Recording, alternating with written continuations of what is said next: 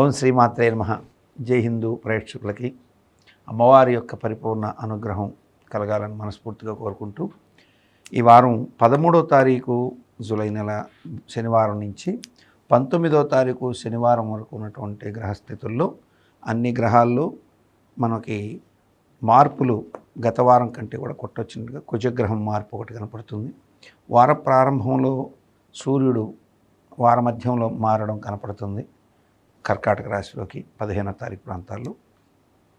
ఇక చంద్రుడు ఎదుగుతదంగా తిరుగుతూ ఉంటారు. ఇక మిగతా మన గ్రహస్థితిలోకి ఇప్పుడు వచ్చినట్లయితే మేషరాశిలోని అశ్విని నక్షత్ర జాతకులకి ఆర్థికపరమైనటువంటి విషయాల్లో సానుకూల వాతావరణం ఏర్పడుతుంది. బంధుమిత్రాదుల నుంచి మంచి సానుకూలమైనటువంటి ప్రతిస్పందనలు వస్తాయి.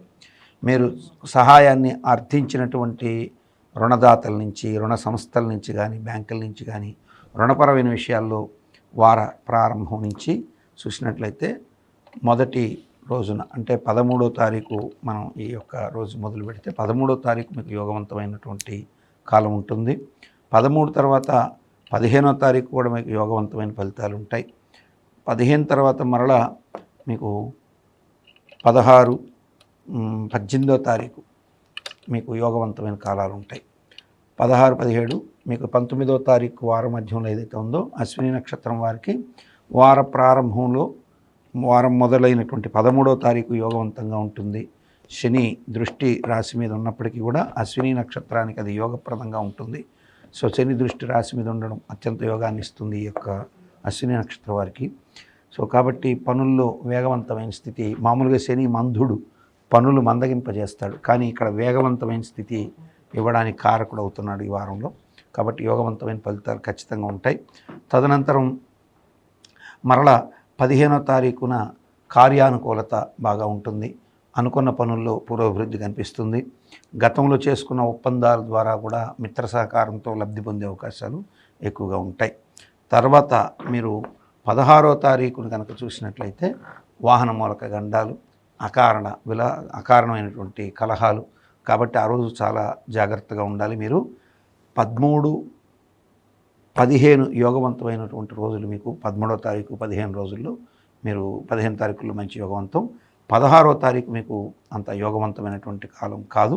కాబట్టి 16వ తారీఖు మీరు చాలా జాగరూకతగా ఉండడం తప్పనిసరి. ఇకపోతే మీకు 14వ తారీఖు పనుల్లో మీకు ఆటంకం కలిగించేటువంటి వ్యక్తులు ఎక్కువగా తారసపడే అవకాశాలు ఉంటాయి. తర్వాత వారాంతంకి వచ్చేసరికి మీ పనుల్లో మీరు విలువైనటువంటి వస్తువులు ఏదైనా నగదు లాంటివి కోల్పోయే అవకాశాలు ఉంటాయి.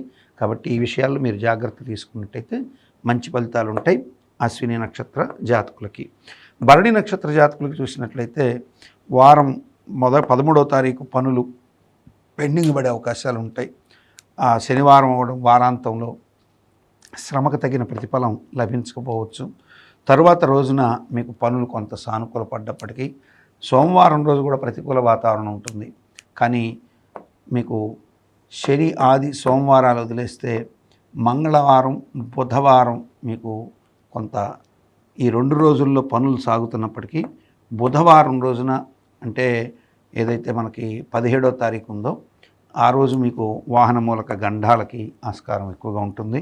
మీ యొక్క అష్టమ స్థానం ఏదైతే ఉందో ఆ అష్టమ స్థానాధిపతి కుజుడు గురువుతో కలిసి చూడడం, శని కూడా అక్కడ చూస్తుండడం చేత శని కుజ గ్రహయుద్ధంలో మీకు ప్రాణహాని అయితే ఉండదు, కానీ మీరు డిజేబిలిటీస్ అంటే ఏదైనా అవయవాలకి ఫ్రాక్చర్స్ అవ్వడము, కొంత కట్ అవ్వడం లాంటివి ఇటువంటివి జరిగే అవకాశాలు ఉంటాయి. గృహిణులకైతే వంట చేసే సమయంలో తగు జాగ్రత్తలు తీసుకోవాలి. వేడి నీళ్లు పైన పడడం ఇటువంటివి జరుగుతాయి. కృత్తికా నక్షత్రం వారికి చూసినట్లయితే వార ప్రారంభం నుంచి మొదటి రోజే శనివారం రోజున వీళ్ళకి మంచి శుభకరమైన ఫలితాలు ఉంటాయి. తారాబలం అత్యంత అనుకూలంగా ఉంది.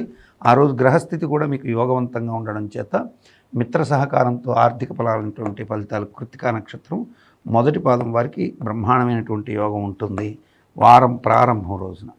వార ప్రారంభం అయిన తర్వాత ఆదివారం రోజున మీకు ఈ యొక్క 2 వీలర్ మీద కానీ ఎత్తైనటువంటి ప్రదేశాల నుంచి కింద పడడం కానీ, తడి నేలలు లేదా ఏదైనా దూర ప్రదేశాలకి మీరు విహారయాత్రలో నీళ్ల దగ్గరికి ఇలాంటి నదులు లేదా ఏదైనా వర్షం వచ్చే సమయంలో డ్రైవ్ చేయడం ద్వారా కానీ ఇటువంటి వాటిల్లో మీరు జాగ్రత్తగా ఉండాలి కృత్తికా నక్షత్రం వాళ్ళు. సో ఖచ్చితంగా అటువంటి ప్రమాదాలు మీకు వారంలో ఎక్కువగా ఉంటాయి. కాబట్టి వర్షంలో డ్రైవ్ చేయడం, దూర ప్రాంతాలకు వెళ్ళాలనుకోవడం కొంచెం అవాయిడ్ చేయడం మంచిది. ఆర్థికపరమైనటువంటి విషయాల్లో కృత్తిక వారికైతే వార ప్రారంభం అంతా అనుకూలంగా ఉంటుంది, వారాంతంలో కూడా యోగవంతమైన కాలాలు ఉంటాయి. కానీ ప్రత్యేకంగా ఈ కృత్తికకి మీరు చూసినట్టయితే కృత్తిక, రోహిణి, మృగశిర, ఆరుద్ర, పునస్సు, పుష్యమి, ఆశ్లేష అంటే వారాంతంలో ఏదైతే జ్యేష్ఠ నక్షత్రం ఉందో ఆ రోజున, అట్లాగే ఆదివారం రోజున అంటే 15వ తారీఖు 14వ తారీఖున ఈ 2 రోజులు మీరు జాగ్రత్తలు తీసుకోవాల్సి ఉంటుంది ఈ యొక్క కృత్తికా నక్షత్రం వాళ్ళు. ఈ మొత్తం మీద మేషరాశి వారు ఈ వారంలో సాధ్యమైనంత వరకు మృత్యుంజయ స్తోత్రాన్ని ఎక్కువగా చదువుకోవడం, మృత్యుంజయ స్తోత్రంతో పాటు వల్లీ దేవసేన సమేత సుబ్రహ్మణ్యేశ్వర స్వామి పూజ చేసుకోవడం ద్వారా ఆకస్మిక ప్రమాదాల నుంచి బయటపడే అవకాశాలు ప్రస్ఫుటంగా ఉంటాయి.